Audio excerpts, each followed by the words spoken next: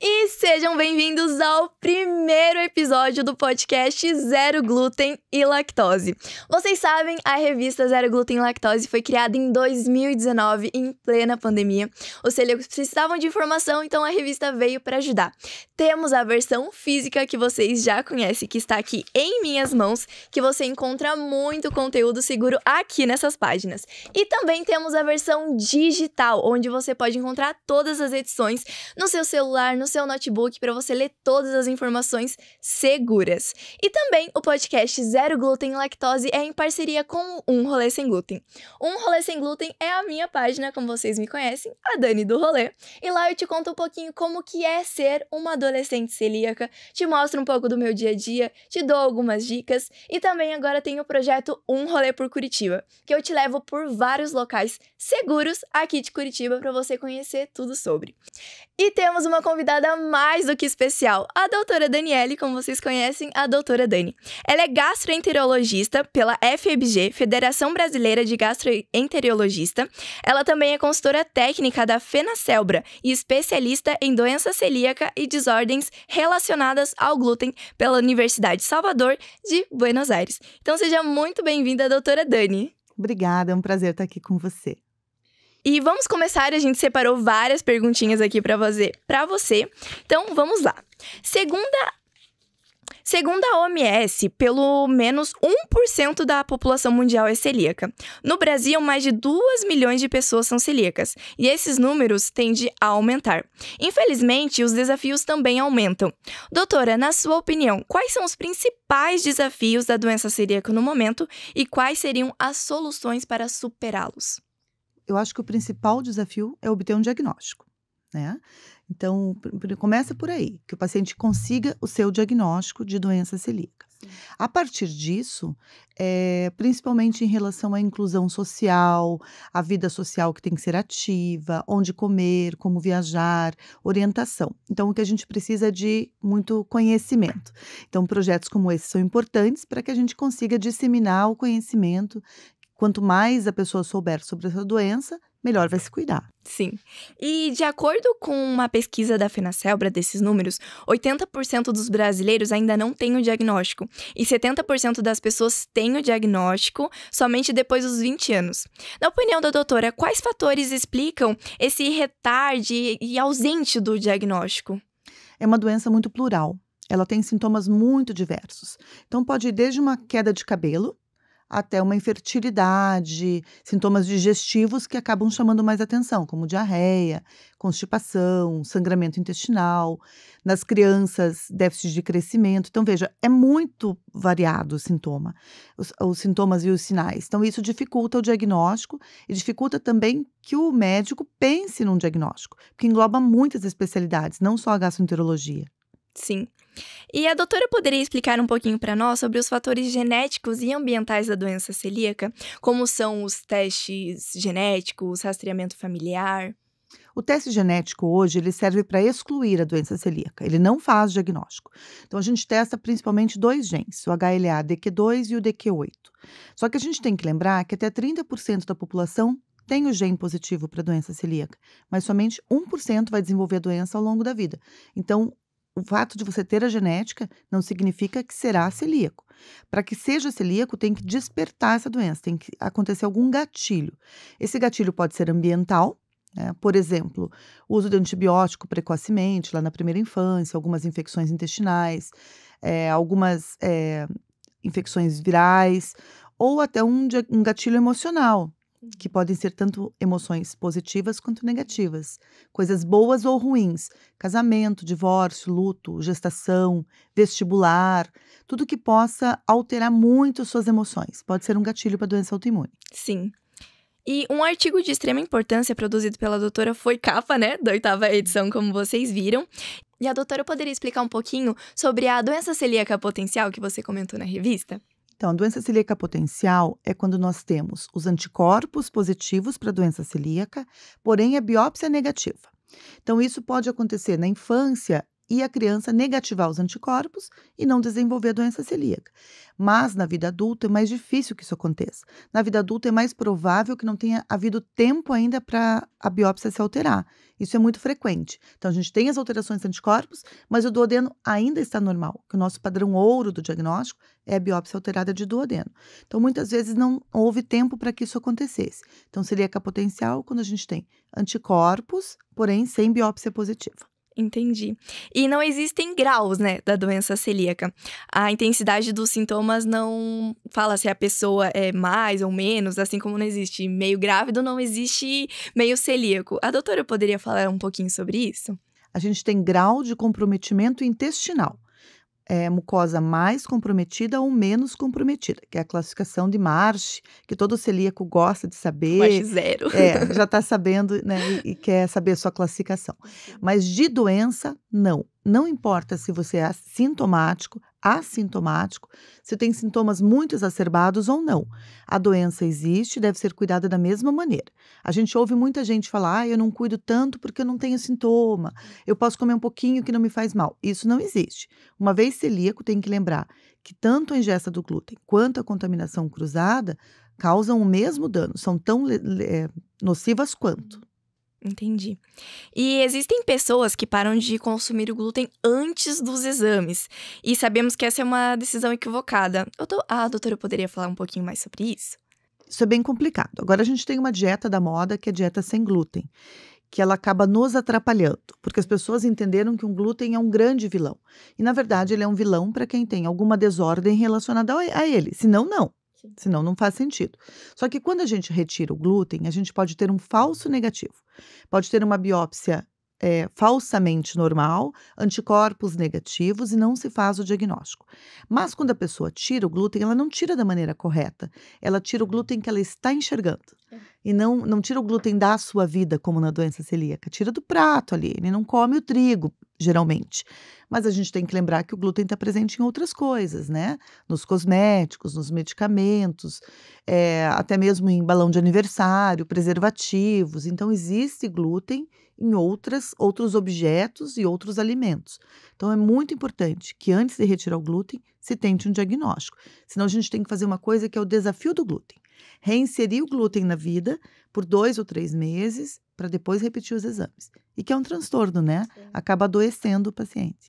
E tem pessoas que são sintomáticas e assintomáticas. Daí acho que, eu comi, eu não tive o sintoma, então eu não tenho mais a doença celíaca, tá tudo bem, né? Sim, muitas vezes a gente repete os exames são negativos, a pessoa acha que está curada. Não é isso. Você está controlado. Então, esse é o objetivo. Exatamente. E o mito da enzima de glúten? Porque ainda existem pessoas que acreditam nisso, sabendo que a doença celíaca não tem a cura. Então, veja, a gente não está falando de uma intolerância alimentar. Não é uma deficiência de enzima. A gente está falando de uma doença genética autoimune sistêmica. Então, o que é isso? É uma doença que você nasce com o gene da doença celíaca, pode ou não desenvolver ao longo da vida. O teu sistema imune entende o glúten como um vilão, como um fator agressor. Em vez de destruir o glúten, destrói a si mesmo, começa destruindo a mucosa. E ela é sistêmica, porque ela pode pegar qualquer parte do seu organismo. Então, ela pode causar alterações neurológicas, psiquiátricas, lesões de pele, lesões ginecológicas, por exemplo, endometriose, infertilidade, a menarca precoce, a primeira menstruação da menina mais cedo, menopausa tardia. Então, ela é sistêmica, tá? Então, não adianta enzima, porque não é uma intolerância alimentar, como, por exemplo, na intolerância à lactose. Não é uma dificuldade de digestão, né? É uma impossibilidade total de ingestão. Sim, e a doença celíaca, como você falou, é sistêmica. Ou seja, atinge diversas funções do nosso organismo. Quais são as funções mais atingidas? Ou seja, quais os sintomas que obrigam a pessoa a desconfiar e procurar um gastro para investigar? Veja, pode ser desde uma fratura de repetição em um paciente jovem, que pode ser causado por uma osteoporose, por exemplo, uma criança que tem dificuldade no crescimento, que não acompanha a sua curva de crescimento, baixo peso, diarreia crônica, constipação, intestino muito preso, distensão por gases, dor, aquela sensação de estar sempre com o estômago mais cheio, mais pesado, mesmo comendo pouco, fadiga crônica, a pessoa que está sempre cansada, se alimenta teoricamente bem, dorme, mas está sempre fadigada. Então, por que não absorve os nutrientes? Então, são muitos os sintomas. Na parte ginecológica, como eu já comentei, desde menarca precoce, menopausa tardia, pausa na menstruação, períodos longos sem menstruar. Então, são muitos os sintomas, realmente. Sim. E, doutora, agora cortando um pouquinho das perguntas, eu queria que você falasse um pouquinho sobre você. A gente sabe que você não é celíaca. Eu queria saber quando você se formou, por que você se especializou na doença celíaca. Se vocês não sabem, a doutora Daniele, que me acompanha, e faz todos os meus exames, eu tenho um carinho muito especial por ela. Então, eu queria que você contasse um pouquinho, né, sobre a sua história. Bom, eu me formei em 93 pela Faculdade Evangélica, aqui em Curitiba. E, a princípio, eu fiz residência em cirurgia geral, depois gastro e endoscopia. Eu sempre gostei muito de doenças autoimunes e eu tive uma sorte na vida, que foi conhecer a doutora Lorete Cotzi, que é o maior nome na doença celíaca no Brasil. Aprendi muito com ela e, através dela, me apaixonei pela doença celíaca. E acontece uma coisa interessante, a partir do momento que você atende os outros vão surgindo, e assim o consultório foi sendo tomado por pacientes celíacos, e é um assunto que eu gosto muito de estudar. Então, a partir daí eu fui fazendo cursos, fiz um curso de extensão na Universidade de Buenos Aires, fiz um curso na Espanha, e fui cada vez estudando mais e dedicando mais meu tempo à doença celíaca. E eu entendo que atender um paciente celíaco não é só dizer que não pode comer glúten. Você tem que oferecer as opções e as possibilidades. E a gente faz um trabalho que é muito maior do que só o consultório. Você tem que ter um olhar para o lado social, políticas públicas. Então, eu fui cada vez me inserindo mais nesse universo. Hoje, maravilhosa, ajuda muitas pessoas celíacas, né? E voltando um pouquinho para as perguntas, qual a importância da rotina do celíaco sempre estar consultando, sempre estar no consultório? Como isso é importante para a vida do celíaco? Veja, como é uma doença sistêmica e pode acometer qualquer órgão, não adianta você estar bem sem diarreia, sem distensão, porque isso não nos dá garantia. Vamos supor que você esteja se contaminando com alguma coisa, um tempero, alguma coisa inadvertida que não percebeu ainda. Ele pode estar cometendo outro órgão, por exemplo, tireoide, que é um órgão-alvo, que adora uma doença celíaca, faz uma tireoidite de Hashimoto, um nódulo de tireoide, um tumor de tireoide.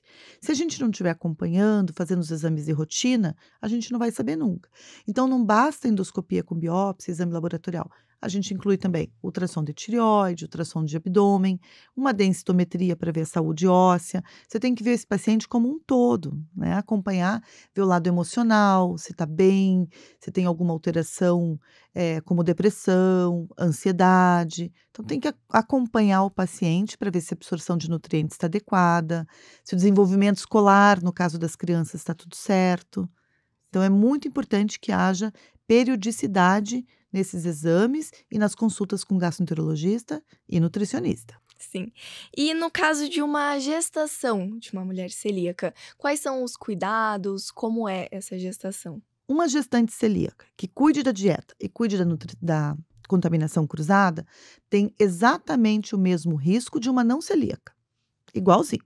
Mas quando a gente está falando de uma paciente celíaca que não cuida nem de dieta ou da contaminação, é uma gestação de maior risco. Tem risco de abortamento de repetição, tem risco de parto prematuro, bebê com baixo peso, a mãe com desnutrição ao longo da gestação. Então, aumentam muitos os riscos da gestação, que deveria correr de uma maneira mais tranquila.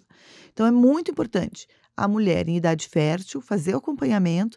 Primeiro, ver se a sua doença está ok, os seus níveis de vitaminas estão todos certos, anticorpos negativados, biópsia absorvendo, né, mucosa absorvendo bem, para daí pensar em engravidar, para ter mais tranquilidade, segurança durante a gestação. Sim, agora falando um pouquinho sobre gravidez.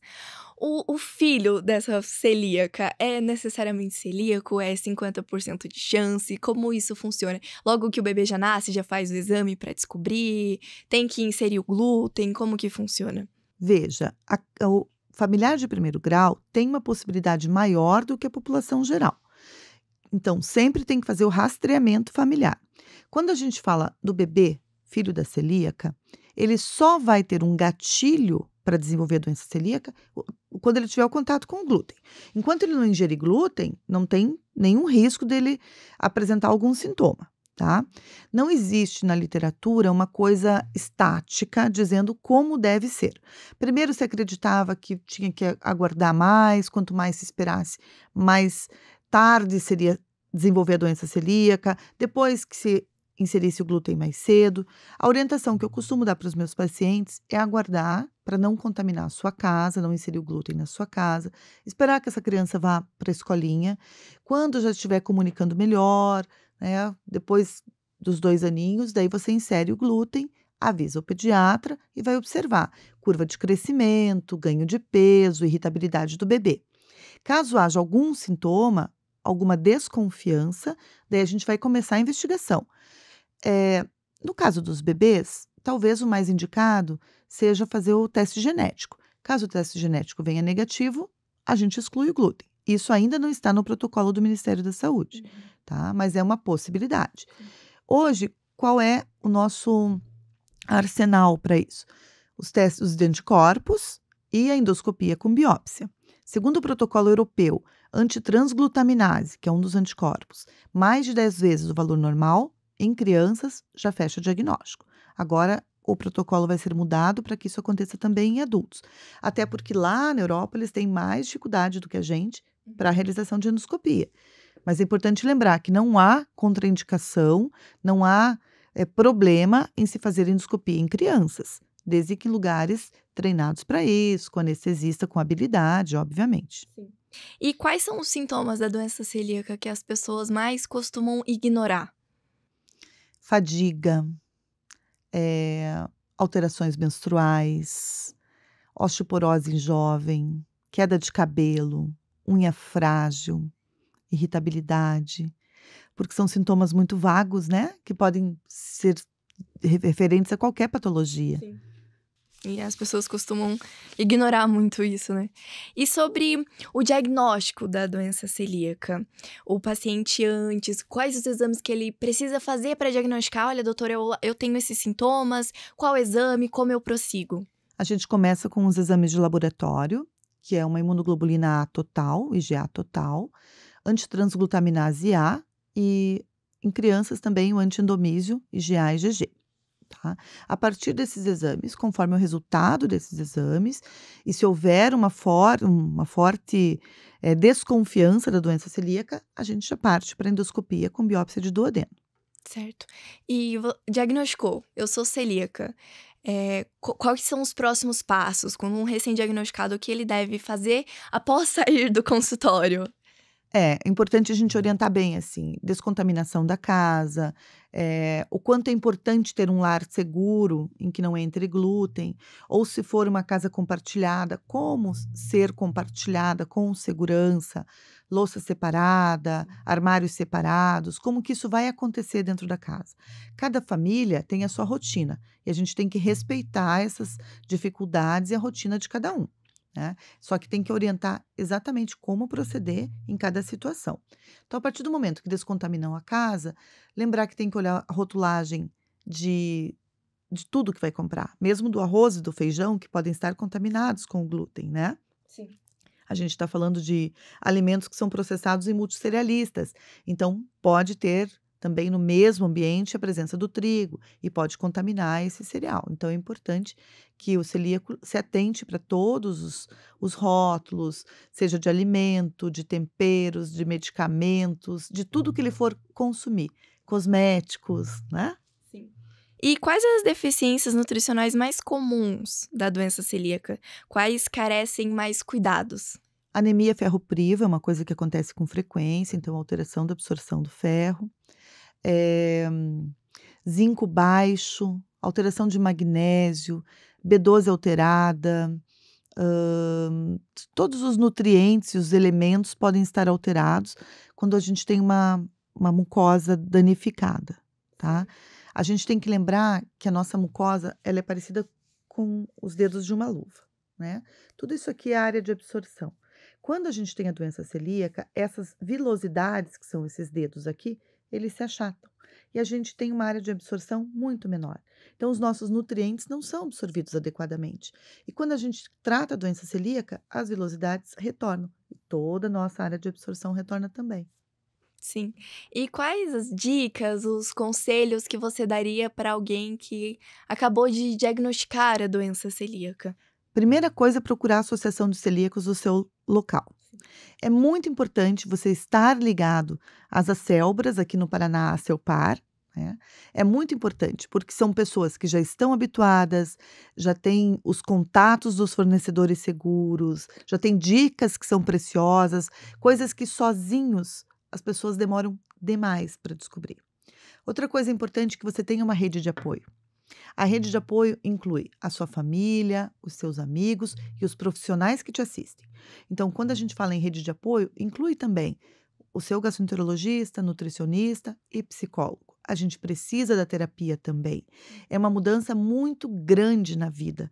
É um luto, né? Então, você vai abandonar a vida que você conhece, a alimentação que você está habituado desde a infância e vai começar uma nova vida, vai ressignificar tudo aquilo. Então, de repente, tudo aquilo que para você fazia muito sentido, tinha uma lembrança afetiva daquele bolo que sua avó fazia, do doce que a tia preparava, você tem que mudar isso na sua vida. E isso não é uma tarefa fácil. Então, é importante que você tenha uma rede de apoio e que o familiar abrace essa causa. Entenda que para o celíaco é difícil, que não é só uma mudança pequenininha, né? Sim, muda tudo, né? Muda tudo. E a vida social do celíaco? Quando a gente descobre, né, a doença celíaca, a gente é meio que automático a gente se colocar numa bolha, né? Como que é importante essa vida social, o sair, o ressignificar essa parte pro celíaco? Muito importante. A gente tem que pensar qual é o nosso objetivo quando sai de casa para uma festa. O objetivo é a diversão. O objetivo é encontrar os amigos, é conhecer novas pessoas. O nosso objetivo não é ir lá para comer, né? Só que num primeiro momento, quando você recebe esse diagnóstico, o impacto alimentar acaba sendo maior. E o celíaco, por não saber como se comportar, se leva a sua marmita, se não leva a sua marmita, se alguém vai estar vendo ele com a marmita, a vergonha, o ser diferente, isso inibe, né? E a pessoa acaba realmente ficando numa bolha. É importante romper essa barreira, sair de casa com a sua marmita, vai ser a sua melhor companheira. Hoje a gente tem marmita térmica, marmitas elétricas, tem várias possibilidades. O que eu sempre falo é: liga para a pessoa que te convidou, pergunta qual que vai ser o cardápio e faça uma coisa semelhante. Faça uma coisa parecida, uma coisa que te agrade, leve seus petiscos, leve seu prato principal, leve sua sobremesa e vá se divertir. Exatamente, a gente tem que, às vezes, parar um pouquinho, né, de olhar sempre pra comida e começar a olhar, né, para as pessoas que vão estar lá, pensar na companhia, de como você vai rir, como você vai ser feliz naquele momento. Come antes de ir, ou leva sua marmita, come depois. Tem sempre várias soluções. A gente fala que a organização, né, pro celíaco é a chave de tudo. É fundamental. Tem que ter organização sempre. Então, lembrar de sempre ter coisas preparadas no seu freezer. Fez um bolo? Guarda um pedaço para aquele dia que não tem nada. Fez uma torta salgada que você gosta? Congela um pedacinho, que daí quando você for a um jantar, uma festa, um encontro, você já tem algo preparado. Então, sempre tenha uma carta na manga, para não passar fome nem vontade, Sim, né? exatamente. E lembrar que a gente tem muitos alimentos in natura que podem salvar naquele momento. Uma banana não tem glúten. Então, sempre à mão tenha frutas, tem alimentos in natura também para ajudar nessas situações. E doutora, você pode contar pra gente quais os riscos que o celíaco tem ao não seguir a dieta totalmente sem glúten? Veja, quando a gente faz a dieta sem glúten, a gente estabiliza a doença. Você deixa de ter uma doença ativa. E os teus riscos de complicação são exatamente iguais de desenvolver outras doenças de um não celíaco. Quando você não adere à dieta, você não aceita a dieta e não cuida da contaminação cruzada, lembra que cuidar da contaminação cruzada é tão importante quanto não comer o glúten. Você está exposto a outras doenças. Então, a doença autoimune, ela adora companhia. Ela gosta de outras grudadinhas nela. Eu brinco sempre que a gente faz o diagnóstico de uma autoimune, ela já dá a mãozinha para o lado. Quem vem comigo aqui? Então, se você não cuidar, pode surgir um diabetes, uma doença de tireoide, uma osteoporose, uma infertilidade, tumor de tireoide, linfomas, tumores intestinais, Veja, é muita coisa para arriscar. Sim. Não faz o menor sentido. E quando a gente cuida, vida saudável. É um diagnóstico de saúde, não é um diagnóstico de doença. Isso eu acho super importante a gente frisar. Toda vez que a gente faz um diagnóstico de doença celíaca, você está deixando o seu paciente saudável. Ele está conseguindo ter uma vida plena, né? Não existe a cura para a doença celíaca, mas existe a cura para os sintomas. Se você leva a dieta totalmente sem glúten, se você cuida da contaminação cruzada e de tudo que você está ingerindo, os sintomas vão embora. Então, você não sente mais nada, você não sente mais aqueles sintomas ruins e que te deixavam doentes. Então, a gente não tem que ressignificar, né? Tem que começar a olhar para o seu diagnóstico como a cura, como a vida novamente, que você vai começar a viver de uma forma diferente e realmente começa a viver, né? Exatamente. E você pode falar um pouquinho sobre o tratamento também da doença celíaca? Então, veja, você mesma disse que não há cura. Mas quando a gente está falando de doenças crônicas, não tem cura, mas tem tratamento. Então, qual o nosso tratamento hoje, em 2023, conhecido para doença celíaca? O único no mundo inteiro. Dieta sem glúten, isenta de contaminação cruzada. Não tem nenhuma droga, não tem nenhuma enzima, não tem nenhum medicamento ainda. Nós temos muitos medicamentos em pesquisa. Em breve nós teremos novidades. Esses medicamentos eles servirão para enganar o nosso sistema imune, para que ele não perceba a presença do glúten ou da contaminação cruzada. Eu acho que serão eficazes, mas a gente ainda tem que ter um pouquinho de paciência. Então, até que isso surja, lembrar que o nosso único tratamento hoje é a dieta livre de glúten e de contaminação cruzada. Doutora, a gente está muito feliz com a sua presença aqui. Gostaria que você fizesse suas considerações finais e desse um tchauzinho para os celíacos. Então, eu queria agradecer de novo o convite e dizer, vamos conversar um pouquinho com os familiares dos celíacos. Vamos. É importante que o familiar abrace o celíaco, ajude nessa caminhada nova. E se você é amigo de um celíaco, você tem um celíaco no seu trabalho, pensa que só um pedacinho faz mal, sim. E que dizer que ele, ai, coitado de você, o que você come é péssimo, porque ele tem o mundo inteiro por aí, ele só não pode comer o glúten, o resto tá tudo liberado, tá tudo certo, e que é uma vida muito mais feliz e mais saudável. Então, ajude o seu familiar, o seu amigo, porque ele vai precisar muito de você nessa caminhada. Exatamente, doutora, muito obrigada. E muito obrigada a você que assistiu o podcast até aqui. Não se esqueça, deixe seu comentário, se inscreva no canal, deixe seu like, compartilha, porque a informação, ela salva vidas. Esse é o primeiro episódio, é a estreia, e vem muitos episódios por aí e muitas novidades. Então, sempre fiquem ligados em todas as redes sociais que a gente vai estar deixando aí, tá bom? Me siga a doutora Daniele, siga a revista Zero Glúten e Lactose para você acompanhar tudo. E lembrando também que aqui embaixo tem um link para você comprar a sua revista. Ainda temos poucas unidades da física, nós estamos com uma promoção e também tem todas as edições do digital, do 1 até o 8, onde você encontra várias informações, tem vários médicos, nutricionistas, chefes, como a doutora Daniele também está lá na revista, ela deu sua matéria, então você pode encontrar lá várias informações seguras, tá bom? O link tá aqui embaixo, usem o cupom PODCAST para receber também um descontinho, uma promoção, e é isso, muito obrigada, doutora Dani, você é muito bem-vinda aqui, obrigada pela sua participação. Obrigada a você. E muito obrigada a você que assistiu o podcast, um beijo e até a próxima, tchau!